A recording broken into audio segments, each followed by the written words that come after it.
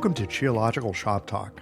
In this podcast, we bring you roughly 20 to 25 minutes of practical clinical methods, perspectives, and advice that has its work boots on.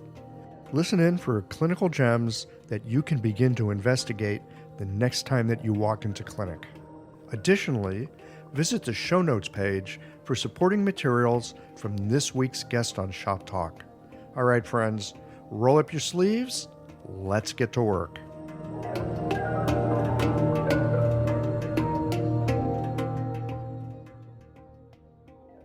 This episode of Shop Talk is brought to you by LASA OMS, your clinic's partner in wellness.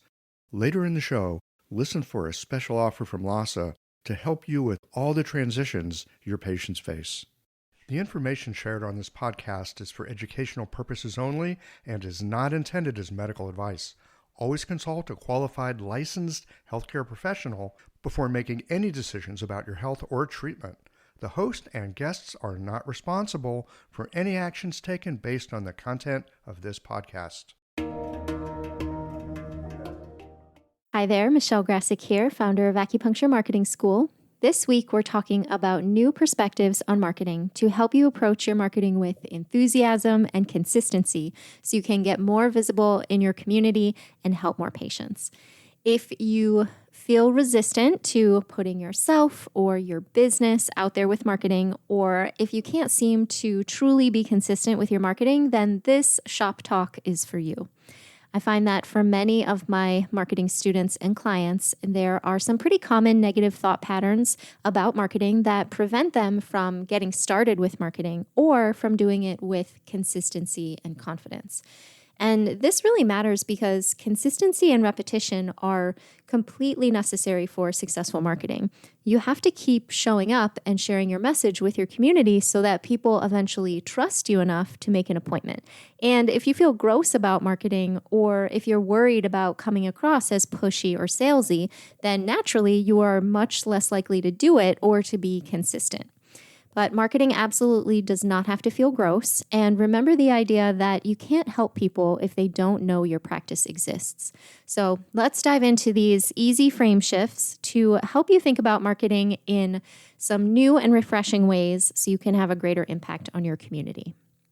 The first shift in perspective is that marketing is simply about sharing information or knowledge, letting the people who need you know that you exist.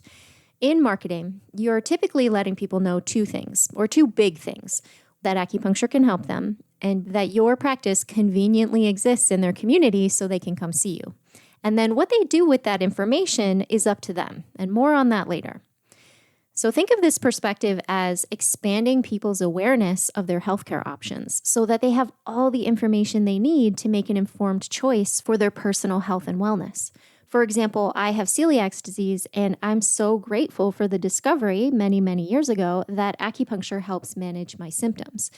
I think about all the other people out there with celiac or other chronic digestive issues who have no idea what acupuncture could add to their life, how much better and less stressful their life could be.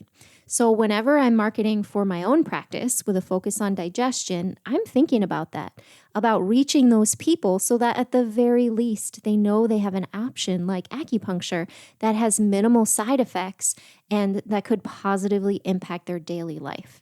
They may not be ready for acupuncture right now, but I've put the idea into their head with my marketing and I'll keep showing up with my message. Eventually, if they're ready for acupuncture, they'll think of my practice. Even if they never decide to try it, at least it's on their radar for consideration. That's all you're doing, sharing information so people can make the best possible choices for their health and their life.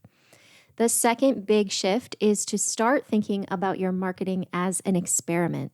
Really great marketing is about experimentation at its core. It's about collecting data on the marketing campaigns that you put out in the world, about what's working and not working, and then course correcting based on that data. So this means that it's constant trial and error. This is normal. And of course, you'll improve with time. This perspective can really relieve some of the pressure of perfectionism that holds many people back from marketing, because perfection is not possible and it's not even the goal. The goal is improvement over time. In the same way that we practice acupuncture, we can practice marketing. There really is no way to become an expert marketer without diving in and getting through that messy middle. By reading articles and taking classes, you can learn the steps you need to take, but you become an expert through practice. So I really encourage you to hit the publish button on that social media post. Ask to collaborate with fellow local business owners. Finally, send that email newsletter. Release your marketing into the wild. See how it lands with your audience. Collect that data, and then make adjustments for your next marketing effort. Another really important part of thinking about marketing as experimentation is remembering that the data you collect from your marketing campaigns is not personal. So let's say you publish an Instagram post that you put a ton of work into and you get crickets. It doesn't get the response you were hoping for. This doesn't mean that you're not a good marketer. It doesn't mean that you're terrible at this or that you should be embarrassed that you released something on Instagram that no one paid attention to. It doesn't mean you're going to fail in your business. It doesn't mean you weren't meant to be an entrepreneur.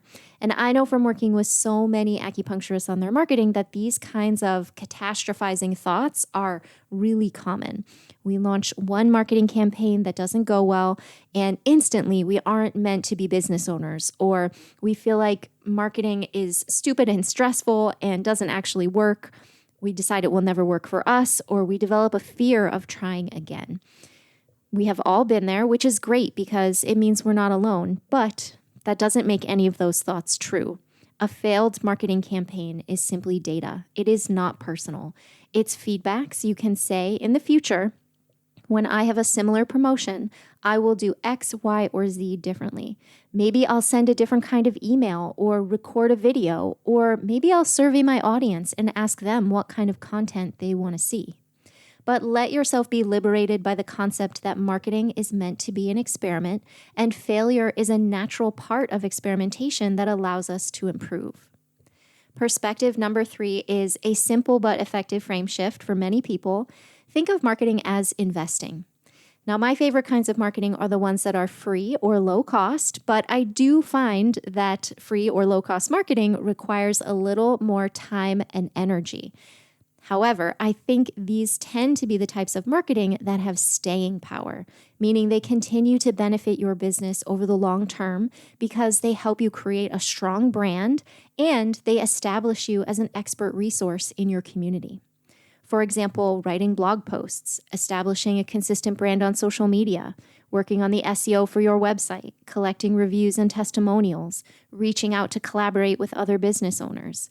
All of these help give your business a really strong marketing foundation that tends to last and continues to benefit your business into the future. And just like investing, their benefit tends to compound upon itself, to snowball over time, but they may not give you results immediately. Take going to networking meetings, for example. If you go to one or two, you're new there, and you might not get that many patient referrals or any at all. But if you go consistently and become a member of that community, it's very likely that in the longer term, you'll get more and more referrals from those people. By contrast, if you run a Facebook ad or another paid ad, for example, you would hope to see some results right away or at least within a few weeks, but their benefit is pretty short. They work while you're running the ad, but I wouldn't say that they continue to benefit your practice after you turn them off. You can also think of marketing like gardening, which is a similar perspective to investing.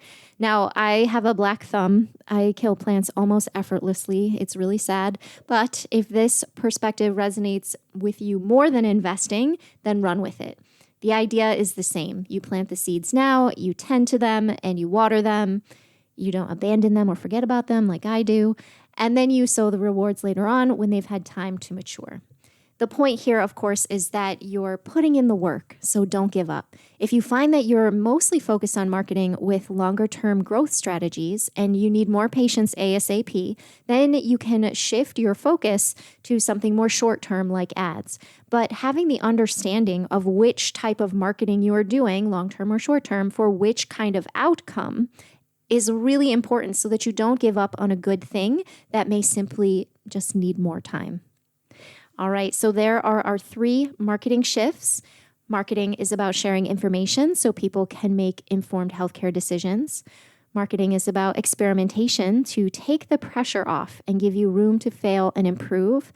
And marketing as investing to remind you that your efforts will pay off once they've had time to mature, so don't give up in the meantime. My reason for sharing these ideas with you is to help you take a step back from the way you might normally think about marketing and remember that it is simply a neutral tool that we can use to reach and help more people. I hope one or more of these perspectives really resonates with you, feels energizing, and provides some new motivation for getting visible with your business. If you still need help with your marketing, I teach an online course called Acupuncture Marketing School where I walk you through everything step by step. The ultimate goal, of course, is for you to get more patients, and we do that through creating a strong, clear brand and a marketing strategy tailored to your ideal patients. So if you didn't have much marketing education in acupuncture school or you just don't know where to start, the class is a great choice. And this week, we're offering 2 scholarships to Acupuncture Marketing School, one to an acupuncturist and one to an acupuncture student. Submitting your application is free and easy, and there are no strings attached. The deadline to apply is this Thursday, May 4th at midnight Pacific time. Instructions for how to apply are on my website at michellegrasek.com/scholarship, and the link to the scholarship info page will be in the show notes for this shop talk. Thanks for spending time with me today to think about marketing and visibility for your practice. If you have any questions, you're always welcome to send me an email, michelle@michellegrasek.com. I'm always happy to help. When you're looking for herbs, tools, and supplies to guide your patients through life's transitions, you need quality you can trust. Lhasa OMS offers an unmatched selection of acupuncture needles for every style, herbs from all your favorite manufacturers, and everything else you need to run your clinic with confidence. Visit LhasaOMS.com to source the herbs and other supplies featured in this series. Use the code FERTILE15 for 15% off your next purchase at LhasaOMS.com. Some exclusions apply. See website for details. That's it for this episode of Shop Talk. Did you learn something that brought a patient to mind? Don't keep a good thing to yourself. Share it with a friend. They'll be happy that you did. And tune in again for our next episode of Shop Talk.